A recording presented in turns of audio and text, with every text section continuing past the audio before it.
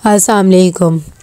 आज हम बात करेंगे अदावत के 18 एपिसोड के बारे में।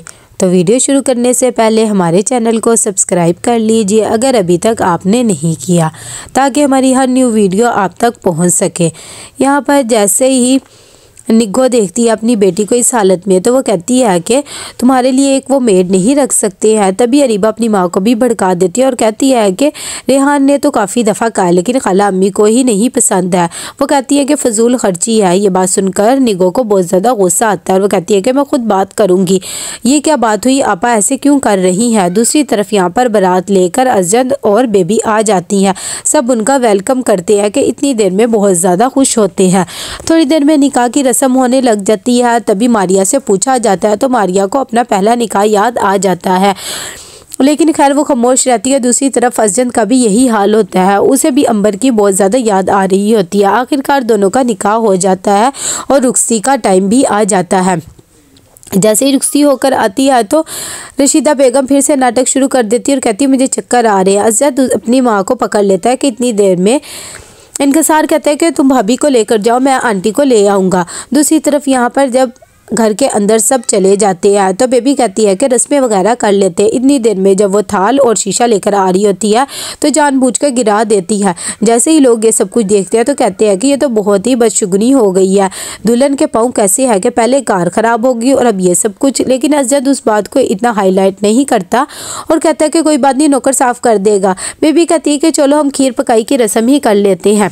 इतनी देर में वो खीर वाली रस्म कर रहे होते हैं। रशीदा को ये बात भी अच्छी नहीं लगती। थोड़ी देर में बेबी मारिया को कमरे के अंदर ले आती है और उसे समझाती है। साथ ही कहती है कि अजद को हमने तुम्हारी पहली ज़िंदगी के बारे में कुछ नहीं बताया, तुम भी ना बताना।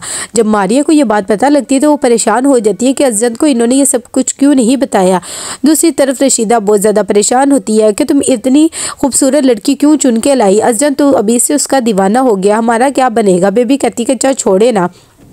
यहाँ पर अजद आता है मारिया के पास और आकर उसे मुंह दिखाई देता है और एक बहुत ही प्यारा सेट होता है। साथ ही वो उसे अपनी पहली ज़िंदगी के बारे में बताता है कि मेरी कज़न से मेरी 10 साल मंगनी रही है, मैं उससे बहुत ज़्यादा मोहब्बत करता था, लेकिन फिर अचानक से वो टूट गई।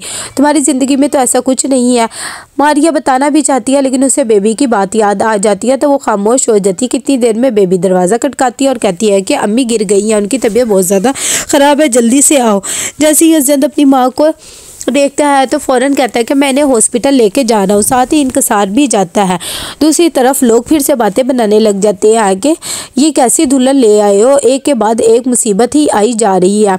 बेबी मारिया को कहती है कि अब अम्मी तो हॉस्पिटल चली गई, पता नहीं कब आएंगी, अजद को आने में देर हो सकती है। ऐसे करो तुम चेंज वगैरह कर लो, मैं कह देती हूँ मुलाजिम को कपड़े दे देगा। जब मारिया ये बात सुनती है तो बेचारी खामोश हो जाती है और कहती है कि अच्छा ठीक है। जैसे ही रशीदा हॉस्पिटल से घर आती है तो उसके पाँव पर पट्टी हुई होती है। अजद कहता है कि अब आप सब भी आराम करें। साथ ही वो इनकसार को भी कहता है कि तुम बच्चों के पास जाओ और कहता है कि अम्मी का बेबी तुमने बहुत ज़्यादा ख्याल रखना है। इतनी देर में मारिया भी बोल उठती है और कहती है कि अगर आप कहते हैं तो मैं आंटी के पास रुक जाती हूँ, लेकिन रशीदा मना कर देती है। अजद बेबी को कहता है कि चलो ठीक है, तुम अम्मी के पास ही रहो और कोई भी चीज़ की ज़रूरत हो तो मुझे बता देना।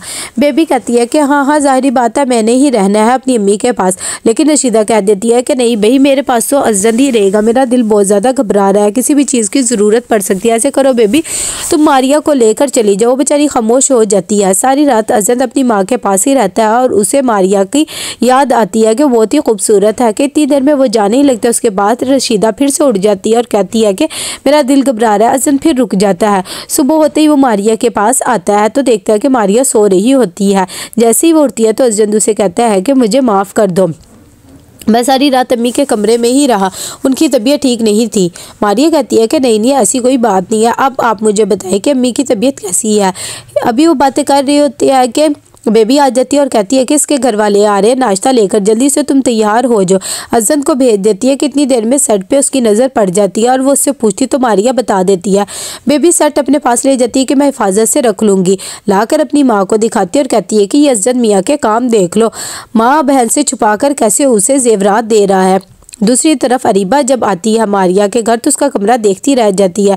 जो 7 लोग होते हैं वो भी कहते हैं कि चलो आप दोनों बातें करो, हम ऐसे करते हैं घर देख कर आते। इतनी देर में मारिया बहुत ज़्यादा परेशान होती है, अरीबा को सारी सच्चाई बताती है कि अजंत को तो कुछ भी नहीं पता, बेबी ने कहा है।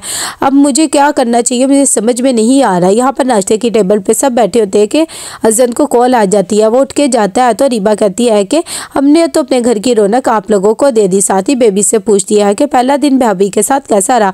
बेबी कहती है कि कुछ ना पूछो, हमारा तो बहुत ही बुरा दिन रहा। पहले हमारी गाड़ी ख़राब हो गई, फिर शीशे टूट गए, उसके बाद मेरी अम्मी की टांग को ये सब कुछ हो गया है। रशीदा बेगम भी कहती है कि हाँ भाई ऐसी ही बात है। साथ ही अरीबा जब कहती है कि मकलावे पे से साथ लेके जाना है तो रशीदा उस बात पे भी साफ मना कर देती है और कहती है वलीमे पे आओगे तो ही मिल लेना। तो कैसा लगा आपको एपिसोड, लाइक कमेंट शेयर करके राज़ी बताइएगा। अल्लाह हाफिज़।